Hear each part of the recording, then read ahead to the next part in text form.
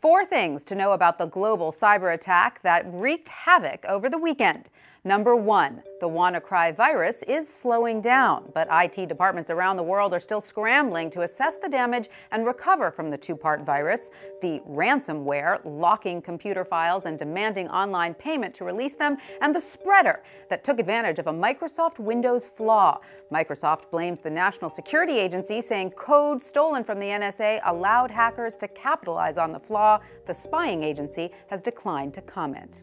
Number 2, but the damage is done. The virus has infected businesses, hospitals, and government agencies in at least 153 countries and territories at last count, with Russia and China emerging as the hardest hit at over 24,000 and 15,000 respectively.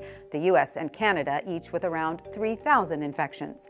The White House says no federal systems were affected, but US hospitals reported some medical devices were infected, and institutions are racing to patch vulnerable systems. The hunt is on for a so-called patient zero, with global investigators as well as private cybersecurity firms trying to determine the origins of the virus. If you can find that, you can find out how the virus was delivered. And usually the person who delivered the virus has a signature called an IP address or an Internet Protocol address.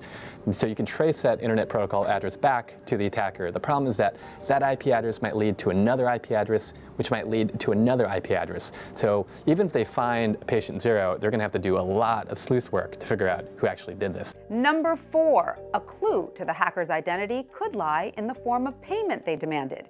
Bitcoin, the digital currency. Right now there's close to $60,000 paid by victims sitting in 3 specific Bitcoin wallets. And while tracking the owners of those wallets is difficult, following the money that flows out of them is easier. Because the way Bitcoin operates, every transaction is publicly viewable, which means that as soon as they move that money out of that wallet, anybody, anywhere in the world can watch it and track it.